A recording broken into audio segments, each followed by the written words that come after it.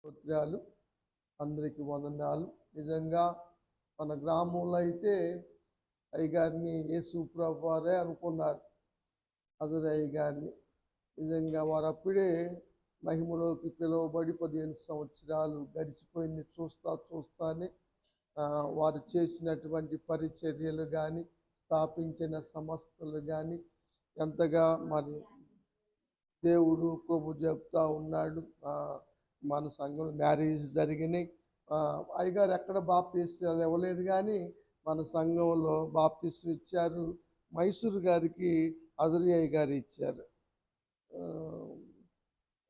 మళ్ళీ పుట్టినరోజు జరిగినాయి, పేర్లు పెట్టాం, అన్నప్రసనాలు జరిగినాయి, మ్యారేజెస్ జరిగినాయి. మన సంఘంలో నిజంగా ఎప్పుడు రెండో ఆదివారం వస్తే ఆదివారం తప్పనిసరిగా వచ్చేవాళ్ళు అయ్యగారు. మనందరికీ తెలుసు అయ్యగారి ప్రేమను మన అందరం చవి చూసిన వాళ్ళమే. వారి మంచితనం మన కళ్ళ ముందు పరచబడ్డట్టుగా మనకు తెలుసు. రాత్రి నేను చెప్పాను, దేవుడు ఎంత మంచివాడో, తన మంచితనాన్ని ఎలా పరిచాడో మోషేతో చెప్పిన మాటలు మనం విన్నాం. నిజంగా ఆనాడు మరి బాప్తిస్మా ఇచ్చి యోహాను జన్మించే సమయాన్ని గాబ్రియేలు దూత చెప్తాడు కదా, అతడు పుట్టినందున అనేకులు సంతోషిస్తారని. నిజంగా అజరయ్య గారు పుట్టడం నిజంగా ఎంత గొప్ప ధన్యతో కదా, ఎంత పరిచర్య జరిగిందో.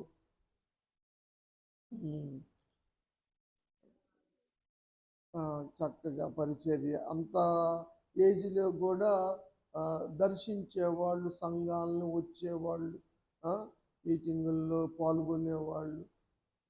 తప్పనిసరిగా మొదటి ఆదివారం జమలాపురం వెళ్ళేవాళ్ళు, రెండో ఆదివారం ఐదువారం గౌరవరం చూసేవాళ్ళు, మూడో ఆదివారం నాడు అక్కడ ఖమ్మంలో కూడా చూస్తూ ఉండేవాళ్ళు. అసలు రెస్ట్లెస్ జీవితం జీవించారు అయ్యగారు. పద్దాగా తెలిసే ఉంటుంది, భోజనాలకు వచ్చేవాళ్ళు ఉంటారు, మందులకు డబ్బుల కోసం వచ్చేవాళ్ళు ఉంటారు. నిజంగా అయ్యగారిని మర్చిపోలేను దేనికి. అలాంటి పరిస్థితుల్లో మరి నేనంటూ ఏంటో తెలియకోకుండా సంఘాన్ని అప్పగించాను నాకు అయ్యగారు. ఇక్కడికి వచ్చి నాకు చాలా సంస్థలు అడిగారు, నీకు అంత ఇస్తాం, ఇంత ఇస్తాం, నీకు ఇన్ని వసతులు ఏర్పాటు చేస్తాం రమ్మని. అయ్యగారిని పక్కకి వెళ్తే అయ్యగారిని మోసం తెచ్చినట్టు అవుతుంది. అయ్యగారి ప్రేమను మర్చిపోలేము మనం. సరే, మంచిది. మరి అయ్యగారి గురించి ప్రార్థన చేశాం. దేవునికి స్తోత్రం. పరిచర్యలు ఇంకా బాగా సాగాలని, వారి యొక్క మరి ఉద్దేశాలు దేవుడు సఫలపరచాలని మనం కోరుకుంటా ఉన్నాం. మరి ఈరోజు కూటమి ఏర్పాటు చేసుకున్న శ్రీలతను బట్టి కొన్ని వాక్య భాగాలు ధ్యానం చేసుకుందాం. దేవుని యందు మనం ఆసక్తి కలిగి ఉండాలి. ఎప్పుడు కూడా అవసరాన్ని బట్టి కలిగి ఉండటం కాదు, కానీ ఎల్లప్పుడూ కూడా దేవుని యందు ఆసక్తి కలిగి ఉండాలి. ప్రభు యొక్క కార్యాభివృద్ధి యందు ఎల్లప్పుడూ ఆసక్తులై ఉండాలి. ఈ విషయాన్ని సంఘాలకి అపోస్తలుడైన పౌలు గారు రాశారు. మరి కొరింథీ మొదటి పత్రికలో 15వ అధ్యాయము 58వ వచనం చూద్దాం. మీ ప్రయాస ప్రభువునందు వ్యర్థము కాదు. దేవుని నిమిత్తము ప్రయాస పడటము ఎప్పటికీ వ్యర్థం కాదు. అయ్యగారు ఎప్పుడు చెబుతూ ఉండేవాళ్ళు కదా, ఇప్పుడు నేను కారులో వస్తున్నానని మీరు చెప్పుకుంటున్నారు. దీనికి ఎంత ప్రయాసపడ్డాను నేను ఈ స్థితి రావటానికి. కొత్తగా దైవజనులు పాస్టర్లు అయిన వాళ్ళు కూడా కారు కావాలని ఆశపడుతున్నారు. ఎంత ప్రయాసపడుతూనో నేను ఈ స్థితికి రాలేదని అయ్యగారు చెప్తూ ఉంటారు అప్పుడప్పుడు. కాబట్టి నిజంగా అయ్యగారు ప్రయాస వృధా కాలేదు కదా. పెద్ద కాకానిలో దేవదాస్ అయ్య గారి దగ్గర మొట్టమొదటి శిష్యుడుగా అజరయ్య గారు ఉన్నారు. బైబుల్ మిషన్ స్థాపకుడు దేవదాస్ అయ్య గారి దగ్గర మొట్టమొదటి శిష్యుడిగా ఉండి అయ్యగారు ఖమ్మం వచ్చారు. ఖమ్మం వచ్చిన తర్వాత మరి వారు పరిచర్య చేశారు. మనందరికి తెలుసు అవన్నీ విషయాలు. ఇక్కడ చాలామందికి తెలుసు. నేను రాకముందు కూడా మరి ఇక్కడ పరిచర్యలు జరిగినాయి కనుక. కాబట్టి ప్రయాసలు ఎప్పటికీ అర్థం కాదు. వారిప్పుడు లేకపోయినా కూడా వారు పడ్డ ప్రయాస ఫలితాలు సేవ ఇప్పటికీ నిలిచి ఉందంటే దేవునికి స్తోత్రం. కాబట్టి ప్రభువునందు ప్రయాస ఎప్పటికీ వ్యర్థం కాదు. కాబట్టి ఆసక్తిగా పరిచర్య చేయమ్మా. దేవుడు నీకు లక్ష్మీపురాన్ని ఇచ్చాడు. చిన్న గదులని, సమాధుల పక్కన చర్చి అని, ఎక్కువ మంది రావటం లేదని అనుకోవద్దు. ఎప్పుడు ఏకదమ్మున జరగదు. నిదానంగా ఆశీర్వాదాలు వస్తాయి. సాతాన్లాగా లాటరీ టికెట్ లాగా ఉండదు మన దీవెనలు. ప్రయాసపడాలి. ఎంత ప్రయాసపడితేనో ఫలితాలు ఉంటాయి. మనకు తెలుసు కదా, అయ్యగారు అజరయ్య గారు ఎంత ప్రయాసపడ్డారో. అస్సలు పండుకోవటానికి కూడా టైం లేనటువంటి పరిచర్య చేశారు వాళ్ళు. రెస్ట్ అన్నది చాలా తక్కువ. అలా చేయబట్టే ఇప్పుడు ఇన్ని సంస్థలు ఉన్నాయి కదా, ఇన్ని చర్చిస్లు, ఇంతమంది దైవజనులు, హాస్పిటల్స్, స్కూళ్ళు, లెప్రసీ వాళ్ళ మధ్య పరిచర్య ఎన్ని జరుగుతూ ఉన్నాయి కదా, జరిగినాయి. కాబట్టి ప్రభువునందు ప్రయాస ఎప్పుడు వ్యర్థము కాదు. కాబట్టి స్థిరంగా ఉండండి. కదలకోకుండా ఉండండి. దేవుడిచ్చిందే తృప్తి మనకి. దాంట్లో కదలకుండా స్థిరంగా ఉండి ప్రభువు కార్యాభివృద్ధి యందు ఎప్పటికీ ఆసక్తి కలిగి ఉండాలి. అప్పుడు దేవుడు కార్యాలు చేస్తాడు. తప్పనిసరిగా లతాపక్షంగా కూడా చేస్తాడు. కానీ చాలామంది కూడా దైవజనులు ఉన్నారు, పిలువబడ్డ వాళ్ళు ఉన్నారు, ఏర్పరచబడ్డ వాళ్ళు ఉన్నారు. కానీ ఎక్కువ మంది సొంత పనులు, సొంత కార్యాలు చేసుకున్నారు. కానీ దేవుని కార్యాలు చేసే వాళ్ళు అజరయ్య గారు లాంటి వాళ్ళు తక్కువ కదా. ఫిలిప్పీ సంఘానికి రాస్తాడు పౌలు గారు, 2వ అధ్యాయం 21వ వచనం. అందరూ కూడా తమ సొంత కార్యములను చూసుకుంటారు, కానీ యేసు ప్రభువారు కార్యాలు చూడరు. చూడండి, యేసు ప్రభువారు కార్యాలంటే ఏదొక సాకు, ఏదొక వంక చెబుతారు. వారు పనులైతే చక్కగా చేసుకుంటారు. హగ్గయి ప్రవక్త ద్వారా రాశాడు, దేవుని పనిని పక్కన పెట్టి దేవుని మందిరాన్ని పాడుపెట్టి మీరు రంగులేసిన ఇళ్లలో, సురభి వేసిన ఇళ్ళలో ఉండటానికి ఇది సమయమా? మీ ప్రవర్తన ఆలోచించుకోండి అని చిన్న ప్రవక్త హగ్గయ్య గారి ద్వారా చెప్పిన మాటలు మనకు తెలుసు కదా. అందరూ అయితే ఇక్కడ ఒక ఆలోచన ఏంటంటే, వాళ్ళు సొంత పనులు చేసుకున్నా కూడా యేసు ప్రభువారు పనులు చేయకపోయినా యేసు ప్రభువారు మాత్రం వారి నిండారగా కొలత లేకుండా దీవించాలి. అంత స్వార్థమే కదా. దేవుని పని అయితే చేయరు, కానీ దీవెనలు మాత్రం కావాలని ఆశపడతారు. అది సరైన విధానము కాదు. పనిచేద్దాం, దేవుడు చూస్తున్నాడు, ఫలితం ఇస్తాడు కదా. ఓపికతో ఫలించాలి కదా. మనం చూస్తాం కదా, వాక్యము ఫలించటం గురించి, పొలం ఫలించటం గురించి, మంచి నేల ఫలించటం గురించి చెప్పారు యేసు ప్రభువారు. మంచి నేల కూడా ఫలించింది 30దంతలుగా, 60దంతలుగా, 100 అది ఓపికతో ఉంటే ఫలించింది. కాబట్టి ఫలింపుకి ఓపిక అవసరం అన్నది కూడా మనం చూస్తూ ఉన్నాం. మొదటిగా దేవుని పట్ల ఆసక్తి ఉండాలి. పరిశుద్ధ గ్రంథంలో దేవుని పట్ల ఆసక్తి గల వారి గురించి రాయబడిన మాటల్లో యాహు అని ఒక ఆయన ఉన్నాడు. యహు కదా. అతనికి దేవుని గురించి ఆసక్తి కలుగున్నాడు. ఎవరు ఇతను? ఎవరి కుమారుడు? యెహూ. చెప్పారు. నేను అన్ని టచ్ చేస్తా, చరిత్ర చెబుతాను. చరిత్ర తెలిస్తేనే మనకి త్వరగా అర్థం అవుతుంది బైబిల్. యెహోషాపాతు రాజు కుమారుడు.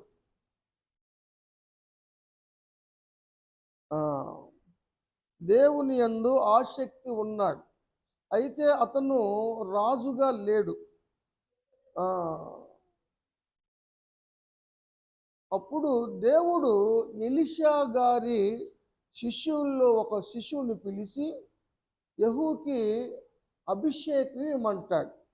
అక్కడ అహాబు రాజు ఊరుకోడేమో, మరి విషయాలు తెలిస్తే నా మీదకి వస్తారేమో అని శిష్యులు అడిగితే, నువ్వు మామూలుగా పని ఉందని చెప్పి వెళ్ళి సీక్రెట్గా ఆయనకి చెప్పి అతను అభిషేకించి వచ్చేసేయమని చెప్తాడు. మీకు రాజులు 2వ గ్రంథం 9వ అధ్యాయం చూడండి, మొదటి వచనం నుంచి. ఎలీషా శిష్యుల్లో ఒకడు పిలువనంపించి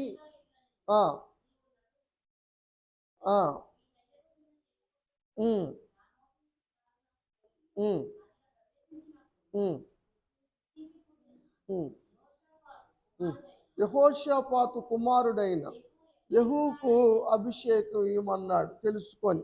ఇతను వెళ్ళాడు, ఇచ్చాడు. 10వ అధ్యాయం 6వ వచనం చూడండి.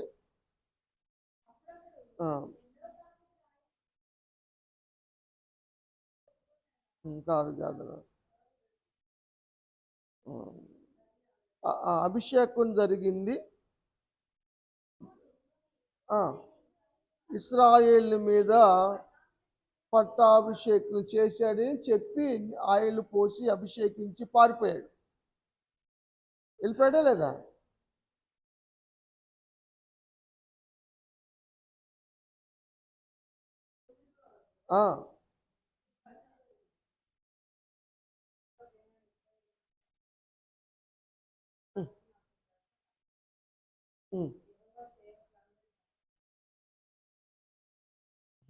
నీ పిల్లలు చల్లగా ఉన్న మీరు మరి ఏం చేస్తారు మీరు?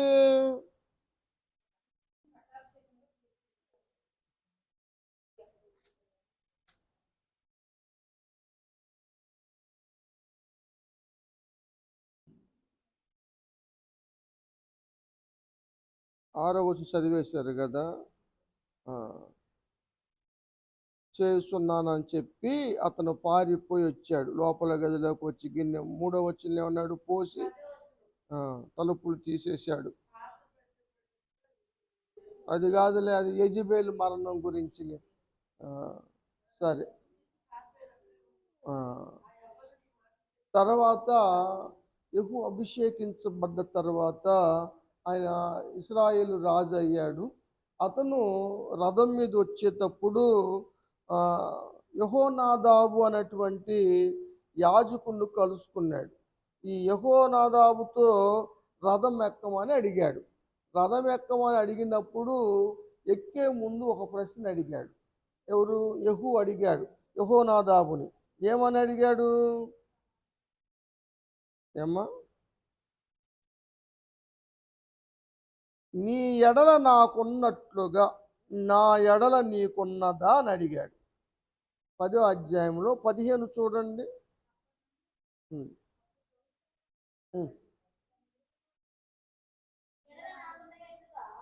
నీ ఎడల నాకు ప్రేమ ఉంది, లేదా అభిమానం ఉంది, ఇష్టం ఉంది, ఆసక్తి ఉంది. నీ ఎడల నాకున్నట్టుగా నీకు కూడా నా ఎడల ఉందా అని అడిగాడు కదా. చాలామందికి అలా ఉండటం లేదు. మనకి ఉన్నట్లుగా ఎదుటి వారికి ఉండటం లేదు. అలా ఉంటే నా రథం ఎక్కు, నాకు దేవుని ఎడల ఉన్న ఆసక్తిని నీకు చూపిస్తానన్నాడు. యెహోవాను గురించిన ఆసక్తి నీకు చూపిస్తానని యెహోనాదాబు రథం ఎక్కించుకొని తీసుకెళ్ళినట్టుగా ఇక్కడ మనం చూస్తాం. అలా చేసినందుకు దేవుడు 30వ వచనంలో ఏం చేశాడు? ఆ, ఆ, ఆ, ఆ, ఆ, ఆ, ఆ, ఉమ్, ఆ. గొప్ప ఆశీర్వాదం పొందాడు కదా. న్యాయంగా జరిగించాడు. దేవుని దృష్టికి న్యాయంగా పరిచర్య జరిగించు తరాలు ఆశీర్దిస్తాడు దేవుడు. దేవునికి స్తోత్రం. దేవుని యందు ఆసక్తిగా చెయ్యాలి పని. దేవుని కార్యాలు ఏదో నిర్లక్ష్యంగా ఆ, చేయటం కాదు, కానీ దేవుని పని ఎంత ఆసక్తిగా చేస్తే అంత ఆశీర్వాదాలు వస్తాయి. కీర్తనలో మనకు తెలుసు, ఎక్కువగా దావీదు కీర్తన అంటారు, కానీ అది దావీదు గారు రాయలేదు, కోరహు కుమారులు రాశారు. 42వ కీర్తని, దుప్పి నీటివాగులు కొరకు ఆశపడునట్లు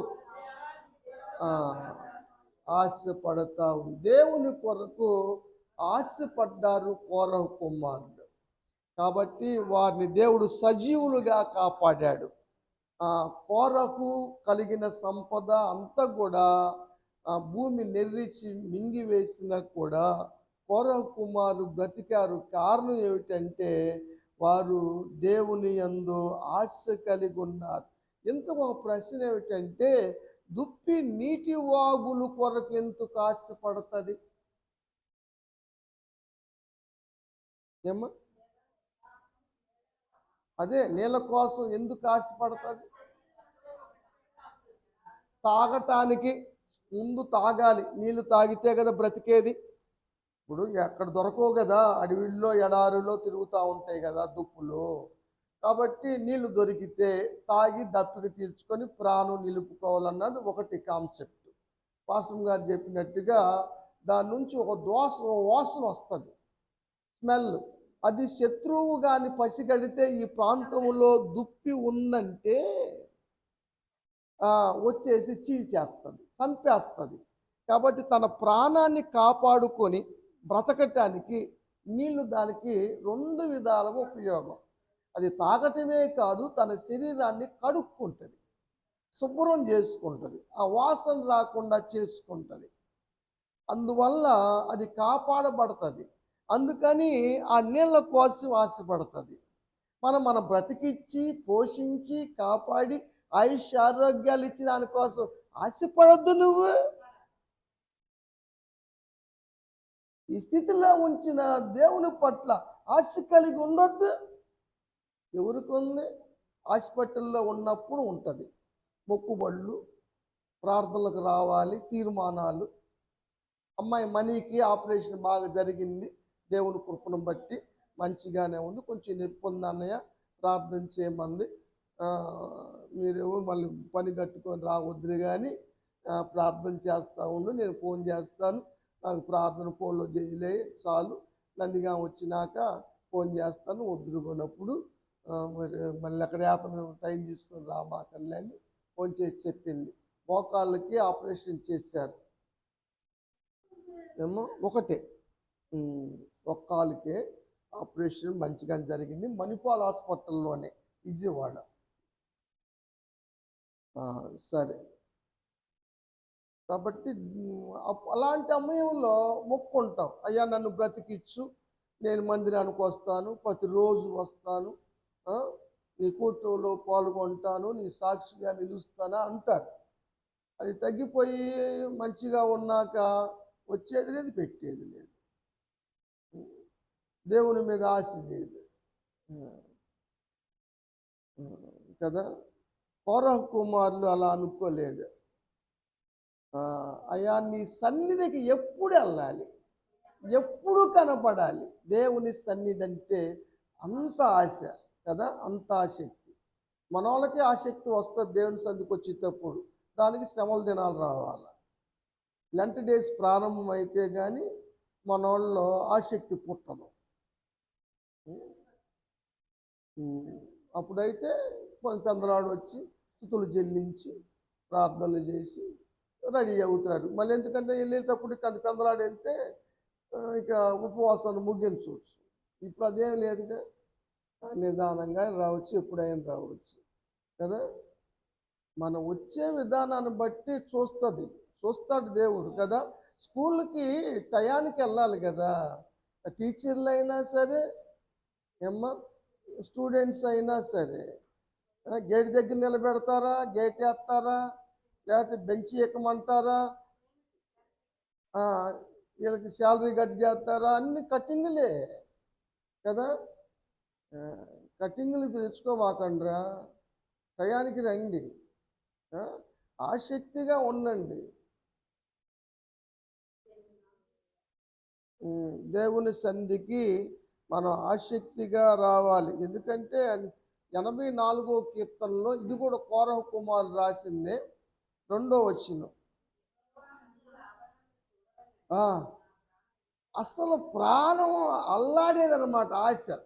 ఇంటికాడ మోషా మీద గొడవ పెట్టుకుంటున్నారు ఆ నానోళ్ళు, అయినా సరే గొడవలతో మాకేం పని అనుకొని మందిరానికి వెళ్ళిపోయాడు. భూమి నిర్మించినప్పుడు కోరహ కుమారులు లేరు ఇంటి దగ్గర, వాళ్ళు మందిరంలో ఉన్నారు. అందుకని వారు మరణించలేదని సంఖ్యాకాండంలో రాస్తారు. కోరహ కుమారులు సజీవులుగా ఉన్నారని 26వ అధ్యాయం అనుకుంటా. 1189 అధ్యాయాలు బైబిల్ గ్రంథంలో. అధ్యాయాలు చెబుతా, మెమోరీ కార్డు నిండిపోయింది. వచనాలు మీరు చూసుకోవటమే, మరి ఏం పని చేయరు మీరు.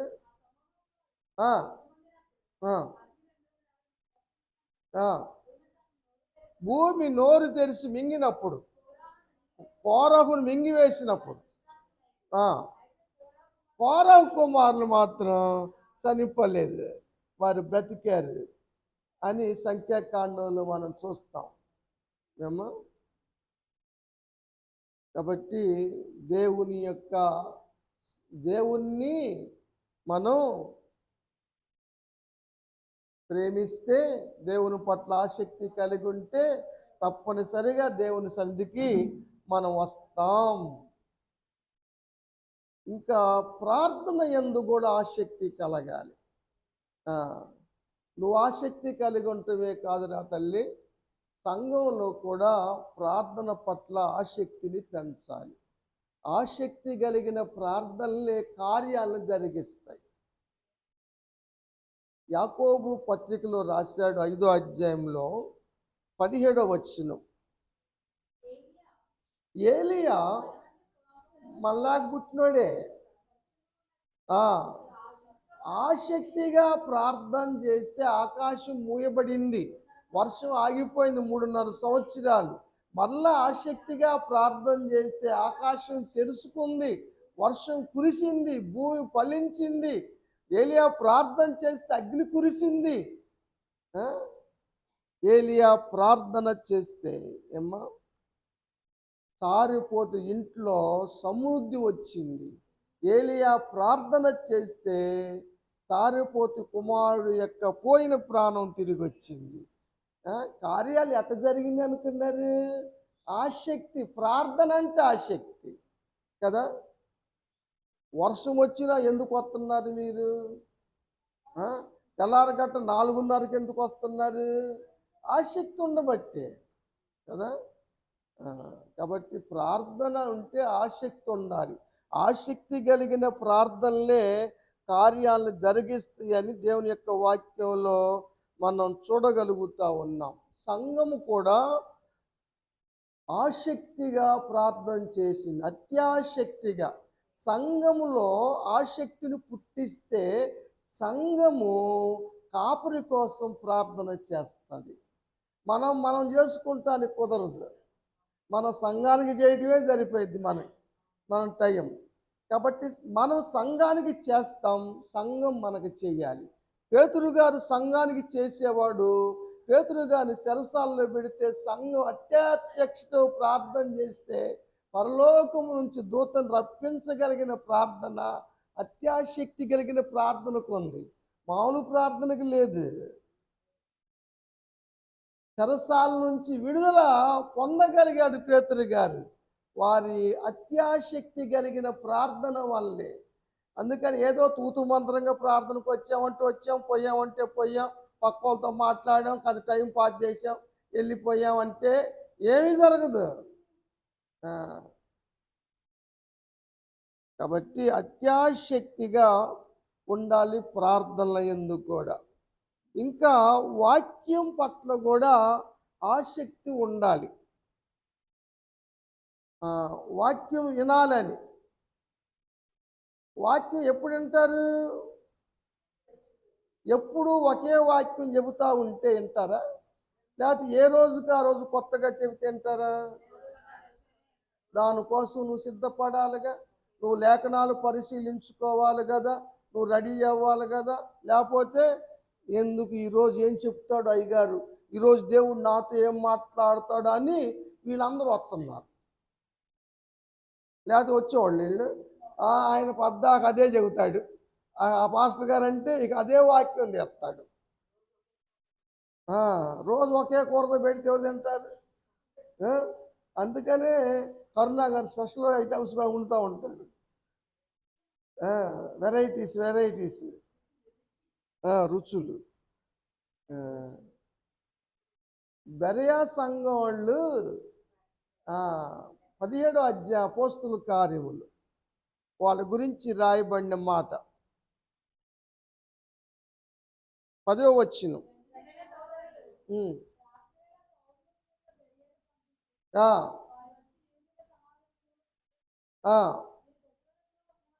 దెసలోనిక నుంచి బెరయ వచ్చారు పౌలు గారు. నిజంగా ఎంత గనులు ఈ బెరయ వాళ్ళు. ఏంటంటే ఆసక్తిగా వాక్యం విన్నారు, వాక్యాలు బాగా చూసేవాళ్ళు, పరిశీలించేవాళ్ళు, పేపర్లు తిప్పి చదివేవాళ్ళు. పౌలు గారు శీలలు చెప్పిన సంగతులు ఉన్నాయా లేవా, వాక్యమా కాదా అని చూసేవాళ్ళు. ఆ ఆసక్తి ఉంది వాళ్ళు. పరిశోధిస్తూ వచ్చారు వాక్యం పట్ల ఆసక్తి. మరి మార్తమ్మ గారు ఉన్నారు. మార్తమ్మ గారికి ఏమో పద్దాక వంట వండి పెట్టాలని కరుణాగారు లాగా. మరియమ్మ గారేమో భోజనం వాక్యం వినాలని యేసు ప్రభు వారి దగ్గర పాదాల దగ్గర కూర్చొని యేసు ప్రభు వారు చెబుతున్న మాటలు వింటా ఉంటే ఏమో కోపం వస్తుండే. యేసు ప్రభు వారు అన్నాడు, నువ్వు పనులు పెట్టుకొని తొందరపడుతున్నావు కానీ మార్త ఉత్తమమైన దాన్ని ఎన్నుకున్నదని. ఉత్తమమైనది ఏంటి? దేవుని మాటలు వింటాం కదా, దేవుని యొక్క వాక్యం వింటాం. కాబట్టి ఉత్తమమైన దాన్ని నేర్పించరా సంఘానికి? ఏమో వాళ్ళే బలపడతారు. మన మాటలు బలపరచవు, బలపరిచేది వాక్యం, ఆదరించేది వాక్యం. కాబట్టి వాక్యము ద్వారాగానే దివారాత్రము ధ్యానించేవాడు ధన్యుడు. నీటి కాలంలో వారం నాటబడినదై ఆకువాడక తన కాలమందు ఫలమిచ్చు చెట్టులాగుంటాడు. అతడి అన్ని సఫలమవుతాయి, చేయనుదంతయు సఫలమవుతాయి. వాక్యం లేకపోతే ఏమి లేదు. వాక్యం అంటే దేవుడే. వాక్యం ద్వారా దేవుడు మనతో మాట్లాడతాడు, ప్రార్థన ద్వారా మనం దేవునితో మాట్లాడతాం. ఈ రెండు కళ్ళు లాంటివి మన జీవితానికి. కాబట్టి ఈ రెండింటి పట్ల ఆసక్తి కలిగి ఉండటము చాలా అవసరమని దేవుని యొక్క వాక్యంలో మనం చూస్తూ ఉన్నాం. మనం దేవుని పట్ల ఆసక్తిగా ఉంటే దేవుడు మన పట్ల కూడా ఆసక్తి చూపిస్తాడు. మనం దేవుని పట్ల శ్రద్ధగా ఉంటే దేవుడు మన పట్ల శ్రద్ధగా ఉంటాడు. యోబు గ్రంథంలో చూస్తాం కదా, 8వ అధ్యాయం 6వ వచనం అనుకుంటా, దేవుడు మన పట్ల శ్రద్ధ నిలుపుతాడు. శ్రద్ధ నిలిపి మన నీతికి తగ్గట్టుగా నివాస స్థలాన్ని వర్ధల చేస్తాడు. ఇప్పుడు కొద్దిగా ఉన్నప్పటికీ తుదకు మహా అభివృద్ధిని తీసుకొస్తాడు. శ్రద్ధ, ఆసక్తి మన జీవితంలో ఉండాలి. యెషయా ప్రవక్త గారి ద్వారాగా రాయబడిన ఒక మాట 9వ అధ్యాయం 7వ వచనం.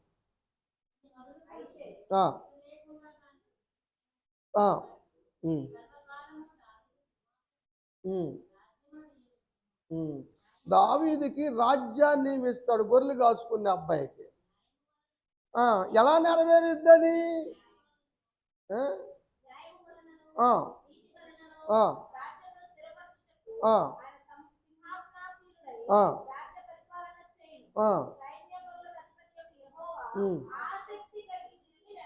దేవుడు ఆసక్తిగా నెరవేరుస్తాడు. దావీదుకి దేవుని పట్ల ఆసక్తి ఉంది కదా. అందుకనే రోజుకి 7 సార్లు స్తుతించేవాడు, 3 సార్లు ప్రార్థన చేసేవాడు కదా. దేవుని ఎంతగానో కృతజ్ఞత చెల్లించేవాడు, చేసిన మేలు మర్చిపోయేవాడు కాదు. అంత ఆసక్తిగా ఉండబట్టి దేవుని యొక్క ఆసక్తి దావీదు కార్యాలు నెరవేర్చినట్టుగా ఇక్కడ వాక్యంలో మనం చూస్తాం. ఫీనెహాసు కూడా దేవుని పట్ల ఆసక్తి కలిగి ఒక కార్యాన్ని చేశాడు కదా. బిలాము చెప్పినటువంటి చెడు సలహాని పాటించినటువంటి వారిని ఒక శూలం పట్టుకొని పొడి చేశాడు. అప్పుడుతో తెగులు ఆగిపోయింది. నా పట్ల ఆసక్తి కలిగి రోషం కలిగి చేశాడని దేవుడు చెప్తాడు. సంఖ్యాకాండం 25వ అధ్యాయంలో 13వ వచనం చదువుదాం.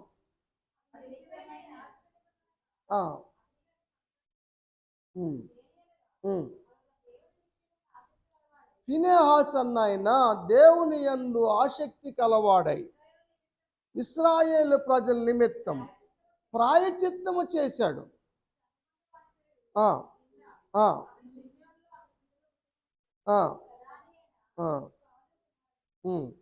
చదువు కింద వచ్చాడు.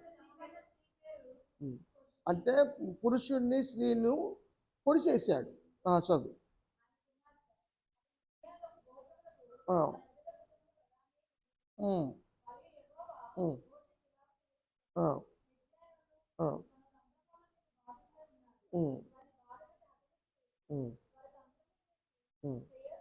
అరే 3 తరాలు ఆశ్రయించాను, సింహాసనం మీద ఉంచుతాను, నా పట్ల ఆసక్తి కలిగి ఉన్నాడు కాబట్టి అతనికి నేను దీవెనిస్తానని దేవుడు చెప్తాడు.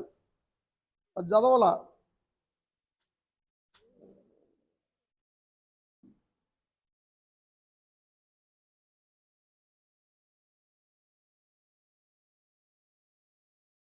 ప్రాయచిత్తం చేశాడు అన్నావు కదా.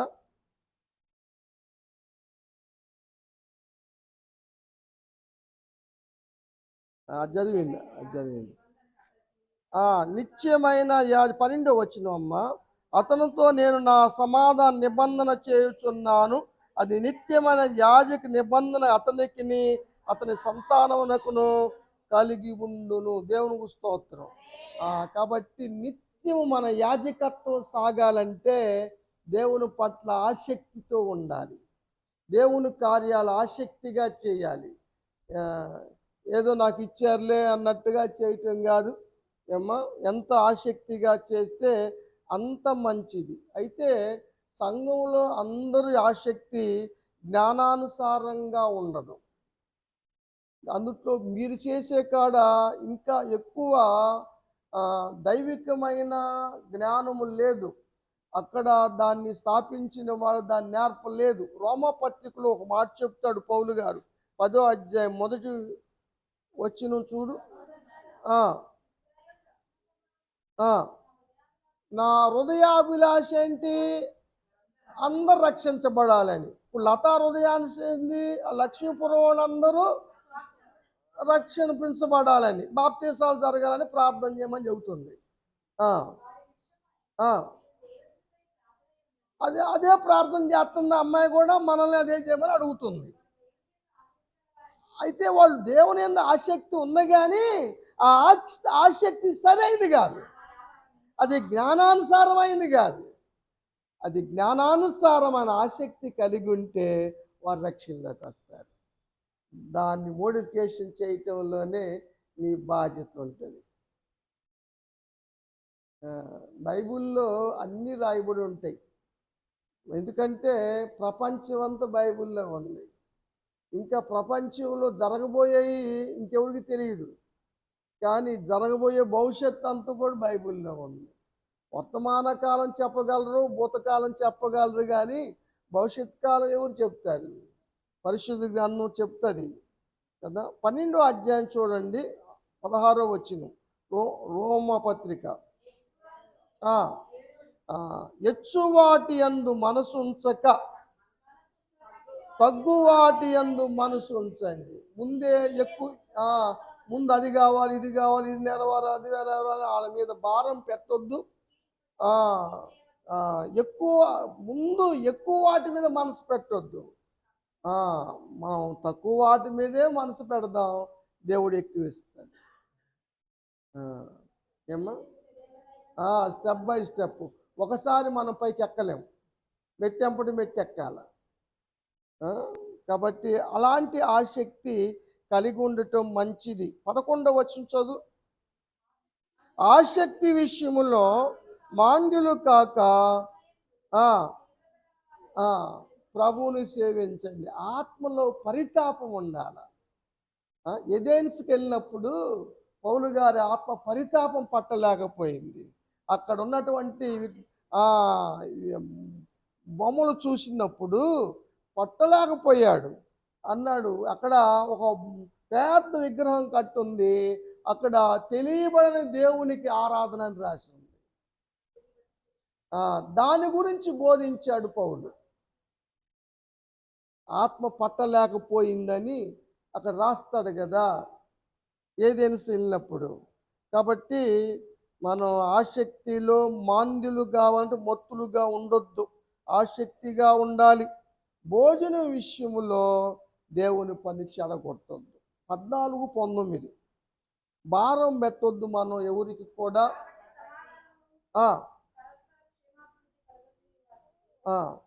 మంచి జరిగే వాటిని ఆలోచిద్దాం, ప్రజలకి మేలు జరిగే వాటిని ఆలోచిద్దాం.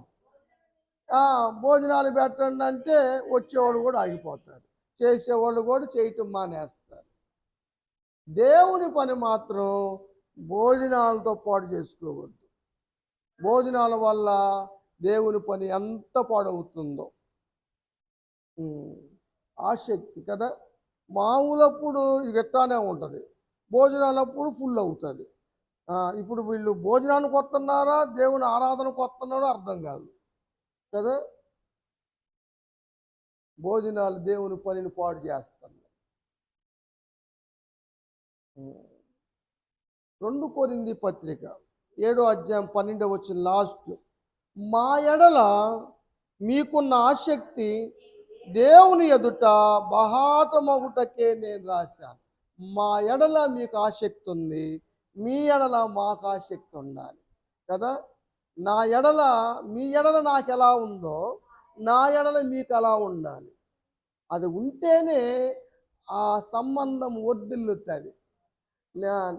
అది గోంగూరు పురుగు లాంటి సంబంధం అయితే అదేమో పాకులు ఆడుకుంటూ గోంగూర కోసం వస్తుంది, వీళ్ళేమో విసిరేస్తూ ఉంటారు గోంగూర నుంచి తీసి. గోంగూరు పురుగు సావాసం పనికిరాదు, దానివల్ల వర్ధిల్లదు కదా. విసిరేస్తారు గోంగూర కోసేటప్పుడు పురుగు వచ్చిందని, మళ్ళీ ఆడకొచ్చింది పురుగు, మళ్ళీ గోంగూరకు ఆడకే వచ్చింది.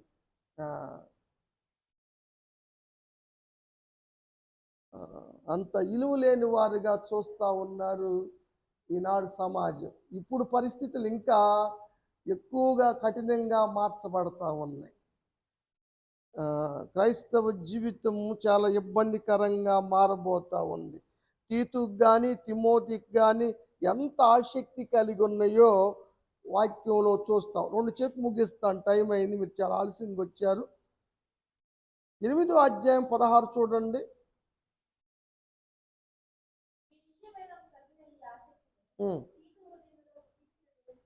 ఇదే ఆసక్తి తీతుకు కూడా దేవుడు ఇచ్చాడు. మీ హృదయంలో కొరింథీల్లో ఆసక్తి కలిగింది, ఇదే ఆసక్తి తీతుకు కూడా కలిగింది.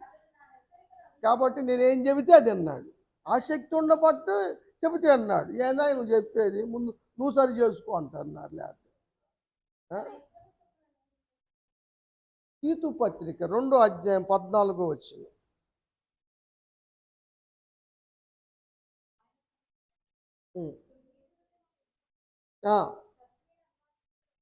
సత్క్రియల యందు ఆసక్తి కలిగి దేవుడు తన కోసం పవిత్రపరుచుకున్నాడు. ఆసక్తి కలిగే తను అప్పగించుకున్నాడు దేవుడు. దేవునికి ఆసక్తి లేకపోతే ఆయన పరలోకాన్ని విడిచి రావాల్సిన పని లేదు, మన కోసం శ్రమలు పడాల్సిన పని లేదు, మన స్థానం నిలిచి శిక్షను శాపాన్ని మరణాన్ని అనుభవించాల్సిన అంతకన్నా లేదు. ఆయన ఆసక్తి దాన్ని నెరవేర్చింది. నీ ఇంటిని గురించిన ఆసక్తి నన్ను భక్షించింది అన్నాడు ఆయన. కాబట్టి ఆసక్తిగా చేయండిరా దేవుని పనులు, దేవుడు ఆశీర్వదిస్తాడు. లతను కూడా, లతా పరిచర్యను కూడా, సంఘాన్ని కూడా దేవుడు ఆశీర్వదించి దీవించునుగాక. ఆమేన్.